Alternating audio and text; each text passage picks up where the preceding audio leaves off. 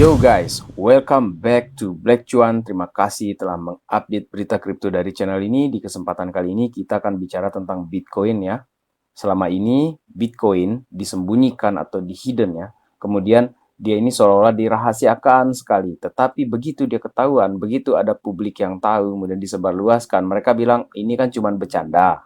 Iya, memang dibilang seperti itu, bercandaan. Tetapi teman-teman, dari awal Bitcoin ini muncul, 2009, 2010, itu sudah bukan bercanda lagi. Tetapi begitu dia ketahuan seperti yang terjadi di Mac ya, itu dikatakan bercanda. Dan akan kita bahas itu nanti di sini teman-teman. Kemudian beberapa rangkuman berita lainnya juga akan kita bahas di sini. Baik, yang pertama dulu di sini ya. Ini ada datang dari Michael Saylor ya. Ini dari MicroStrategy teman-teman. Jadi MicroStrategy ini disampaikan oleh Michael Saylor di sini telah membeli 1045 Bitcoin lagi teman-teman, dengan jumlah pembelian itu 29 juta, 29,3 juta dolar ya teman-teman, dengan rata-rata pembelian harga satu Bitcoinnya itu adalah 28.000 per satu Bitcoin. Dan ini dilakukan pada tanggal 4 bulan 4 2023 ini. Kemudian sekarang ini MicroStrategy itu sudah memiliki sekitar 140.000 Bitcoin dengan total mereka itu 4,17 miliar dolar teman-teman. Dan untuk semua pembeliannya dari dulu, sekarang ini sudah ketemu rata-ratanya di sekitar 29.800 per Bitcoin teman-teman. Jadi banyak yang mengatakan bahwa Michael Saylor ini adalah orang yang paling rugi ya, karena membeli Bitcoin di harga 40-an ribu, 30-an ribu. Tetapi teman-teman, inilah konsep DCA yang mereka atau institusi perlihatkan kepada saya terutama di sini yang seorang plankton ya di dalam ekosistem ini teman-teman, bahwa ketika dia membeli dari harga atas pun, nanti dia ketemu di harga paling bottom pun, paling bawah, begitu dia terjadi kenaikan, ini kena nih harga pembelian rata-ratanya ini. Dan sekarang ini kan Bitcoin lagi sebentar lagi nih akan melewati pembelian rata-rata untuk harga si Michael Saylor itu atau MicroStrategy itu mempurchase Bitcoin sebelum-sebelumnya teman-teman. Dan kalau sudah lewat itu artinya mereka akan profit besar lagi ke depannya. Apalagi dari pembelian harga tertingginya itu mereka itu tetap hold ya koleksi Bitcoinnya, dan itu akan profit yang luar biasa besar teman-teman. Kemudian kalau untuk Bitcoin yang ada di dalam Mac ya, di sini ada white papernya Bitcoin yang tersembunyi di dalam setiap perangkat Mac. Dan ini teman-teman ya, dari Bitcoin Archive di sini saya ingin tampilkan secara historis data tersebut, kejadian tersebut teman-teman. 2014, Apple bans Bitcoin from App Store. Kemudian 2023, Apple puts the Bitcoin white paper on MacBook. Every MacBook. It's happening katanya si Bitcoin Archive di sini. Ya, 2018 sebenarnya ini ditemukan ya dari riwayat historisnya ya untuk penempatan white paper itu teman-teman. Saya koreksi dikit di sini.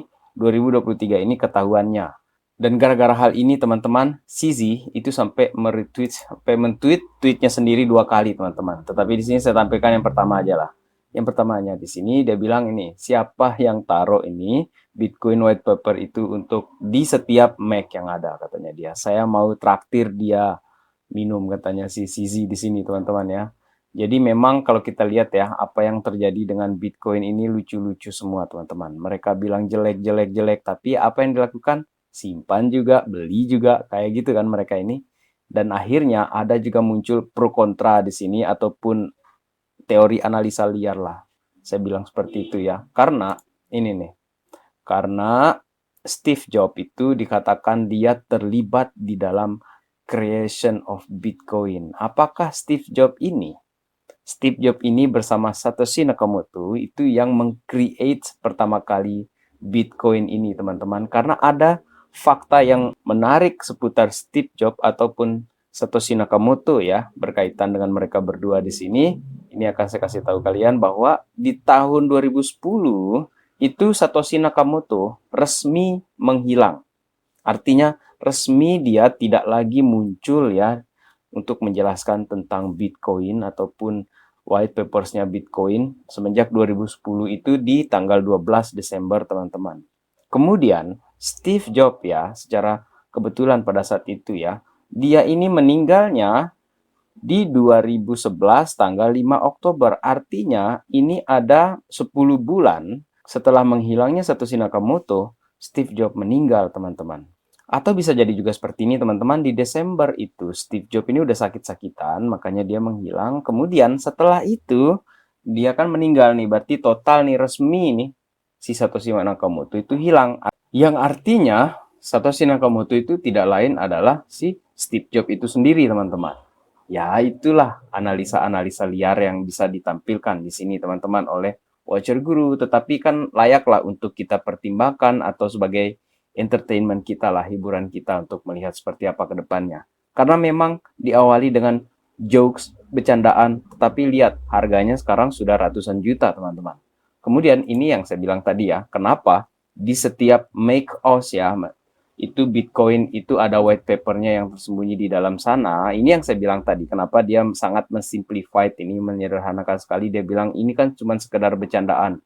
Oke, dia bilang seperti ini. Kalau memang ini bercandaan, teman-teman, dia ini atau si white paper Bitcoin ini itu cukup dalam loh keberadaannya di dalam aplikasi ataupun di dalam penyimpanan tersebut, teman-teman.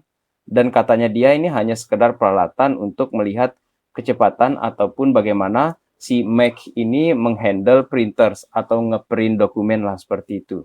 Jadi kenapa harus Bitcoin yang digunakan di situ kan? Nah, itu yang jadi pertanyaannya. Makanya mereka bilang ini hanya reference dan ini hanya sekedar bercandaan. Menurut saya ini ada sesuatu yang kalian ketahui dan kalian coba tutup-tutupi. Seperti itu saya melihat dari berita-berita ini, teman-teman ya. Kemudian sekarang ini kita beralih ke CBDC, teman-teman. Yang ingin saya bicarakan di sini adalah US Treasury menyatakan bahwa decentralized crypto itu adalah ancaman kepada national security, guys. Ini sudah terang-terangan Amerika ini ingin kick the crypto, guys. Seperti itu ya. Dan ini salah satunya. Peter Thiel, saya ambil dari berita 2021, teman-teman. Dia katakan bahwa China akan menggunakan Bitcoin ini sebagai financial weapon, sebagai peralatan keuangan atau alat tempur keuangan. Teman-teman, selama ini yang menggunakan financial weapon sebagai ancaman itu adalah Amerika, teman-teman. Amerika dengan dolarnya. Coba kalian lihat deh, berapa negara yang di-ban oleh Amerika, yang dilarang ataupun nggak bisa dia jual minyaknya, itu gara-gara nggak boleh pakai petrodolar kan. Nah, itu financial weapon. Sementara Bitcoin, teman-teman, financial weapon dari mananya? Dia ini kan decentralized, dipakai oleh siapa saja, mau dia negara yang kena ban, mau dia negara yang kena sanksi internasional, bisa kan? El Salvador saja dilarang habis-habisan sama IMF, tetap bisa pakai Bitcoin sebagai legal tender di negaranya. Yang financial weapon di sini tuh petrodolar, US dollar, yang sebentar lagi akan terancam keberadaannya, itu akan digantikan dengan yang lain-lainnya. Oke? Dan di sini teman-teman ya, ingin saya bicarakan kaitannya dengan itu adalah karena Amerika ini ingin, teman-teman, sebelum CBDC-nya mereka jalan, mereka ingin biarkan dulu sistem yang ada sekarang ini seperti kripto-kripto yang ada di Amerika ini ya. Ini dari Ian Davis di sini.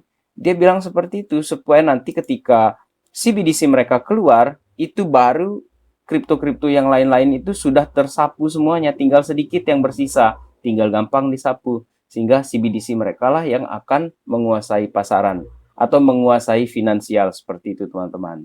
Jadi sekarang ini mulai dilakukan pembersihan sedikit demi sedikit untuk aset-aset kripto yang ada di Amerika Serikat tersebut, teman-teman ya, seperti itu. Dan mereka ini kan pelan-pelan memperkenalkan CBDC-nya mereka.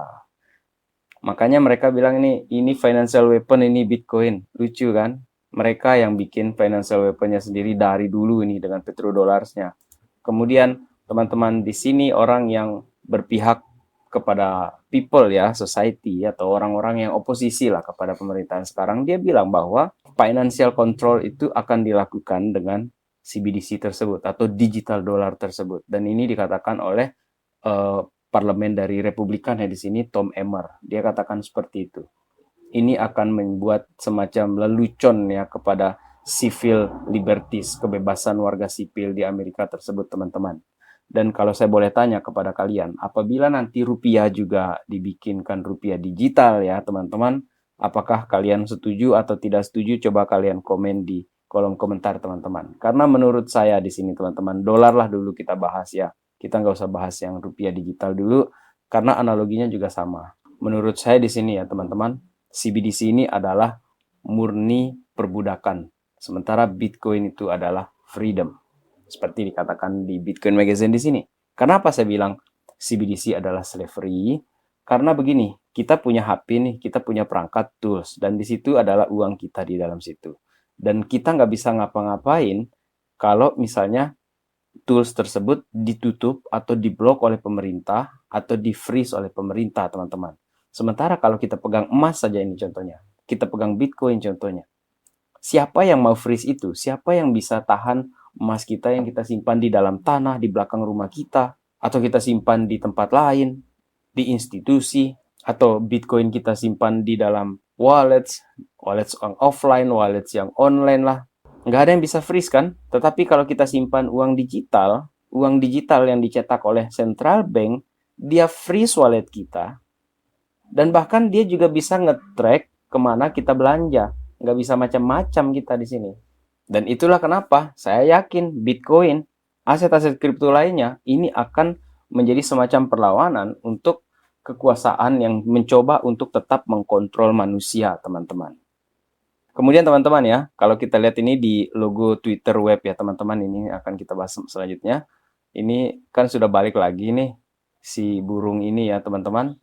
Ini dari Duo9, ini dikatakan bahwa memang kekuatan ngepamnya si Elon Musk ya itu hanya 36% pump ya yang terjadi di Dogecoin teman-teman, dan sekarang ini harga sudah sedikit cooling off ini di sini.